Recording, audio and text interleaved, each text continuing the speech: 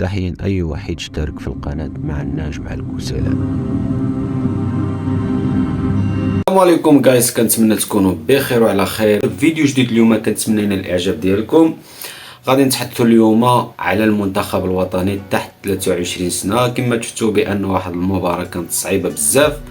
اولا قبل كل شيء مبروك للجيش الملكي البطوله الوطنيه، حق لان مدت البطوله يعني 2007 يعني مدت البطوله الوطنيه. هذا الفريق هذا من كبار الفرق اللي كاينين في المغرب. غنمشيو للموضوع ديالنا اللي هو اهم، المنتخب الوطني ضد غينيا. بزاف ديال الناس اللي ما تفرجوش، كاين الناس اللي تفرجوا. غنعملوا واحد التحليل صغير على هذه المباراه هذه، بان جابوا 3 نقاط مزيانه. يعني المجموع كامل راه كيلعبوا غير 3 المباريات كما كتعرفوا في هذه البطوله هذه، كاس افريقيا تحت 23 سنه. المهم الخوت غادي نحلل هذه المباراه بالطريقه ديالي والاخطاء اللي شفت. غنجيو نتحدثوا على هذه المجموعه هذه ديال اللاعبين تحت 23 سنه. يعني كاين بزاف ديال اللعابه اللي شفت انايا بالنسبه للثقه في النفس اللي كيلعبوا بها.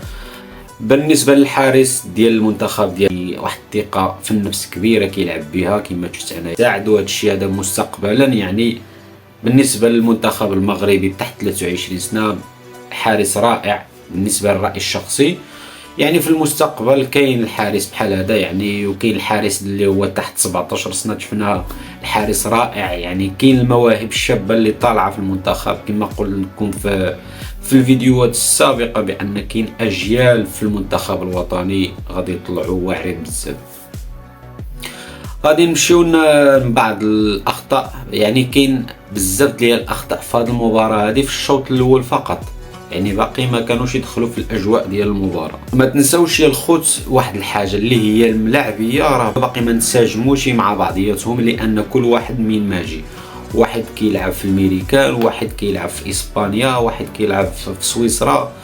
يعني مختلف الدول واللعب مختلف. يعني هذا المدرب هذا كيحاول يخرج واحد المجموعه، واحد التشكيله اللي تقدر تعطي النتيجه للمنتخب. يحاولوا يلعبوا على اللاعبين اللي هما عندهم خبره، مثلا بحال اللاعبين اللي لعبوا في المنتخب الاول، مثلا بحال الزلزولي وبحال بلال الخنوش. هادو تجربه عندهم صراحه. يعني المنتخب الوطني في تحت 23 سنه في الشوط الاول ما بانش مع غينيا بكل صراحه، كانوا تالفين ما عارفين ما يديروا يعني بكل صراحه. ولكن في الاجواء ديال المباراه في الشوط الثاني بعد ما داروا بعض التغييرات كما شفنا بان دخل امير ريتشاردسون اللي هو قصه ديالو قصه كاين بزاف ديال الناس غادي يسمعوا هذا الاصل. يعني ريتشاردسون يعني هذا يعني غادي نعملوا عليه واحد الفيديو وغادي نشرح لكم القصه ديالو الكامله ديال امير ريتشاردسون. يعني الاب ديالو امريكي والجنسيه امريكيه، وكان عيطولو المنتخب ديال الميريكان ورفض لانه الام ديالو هي اللي مغربيه. المهم خليو هذا الشيء يعني ابار، غادي نهضروا غير على المنتخب من بعد نعمل لكم واحد الفيديو. هذا اللاعب امير ريتشاردسون اللاعب واعر وكيلعب مركز. يعني انا حاولت نتابعه يعني في المباراه، يعني نشوف واش كيلعب مركز في اللعب ديالو. شفتوا بان كيلعب واحد الثقه في نفسه. يعني بما انك تشوف اللاعب مثلا كيلعب واحد الثقه في النفس، عرف بان راه مرتاح في المنتخب المغربي. يعني ما عليهش شي ضغوطات. هادشي اللي خصنا حنا، اللاعب اللي غيجي للمنتخب خصو يكون مرتاح يعني باش يلعب بالثقه في النفس.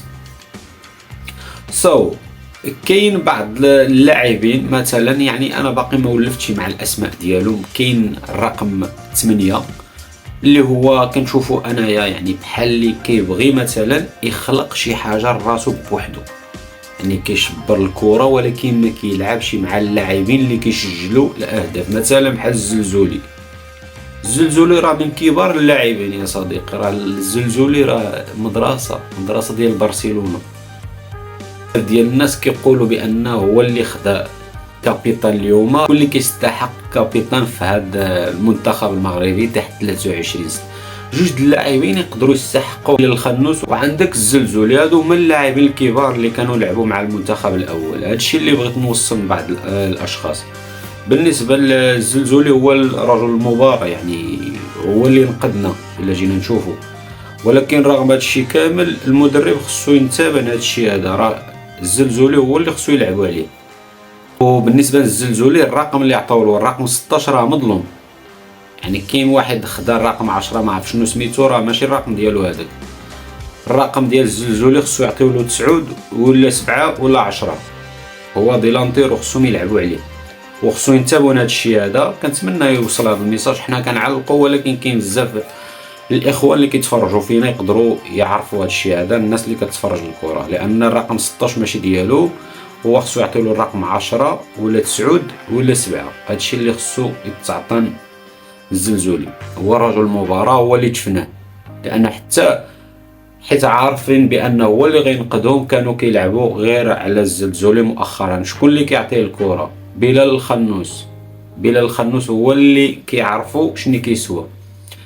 المهم الخوت، يعني خصو المدرب هنايا فين يكتشف التشكيله الاساسيه في هذه المباراه هذه، لان كنا غنمشيو فيها، لان كما شفتوا الهدف الاخر اللي تسجل لو ما كانت شي فلطه كنا غنجيبوا ليمباتي. ولكن يعني كان الخطا في هذا الهدف هذا وتحيد، يعني نقدنا الفار والحكم. مهم كاين بعض الحكام راه كيعملوا عين شافت وعين ما شافتش، وكنمشيو كما قالوا اللبنانيين ولا المصريين في شوربه ماء. مجموعه رائعه بكل صراحه، ولكن المدرب خصو يركز على اللاعبين باش يحط التشكيله الاساسيه باش يقدر يعمل شي نتيجه في هذه البطوله هذه.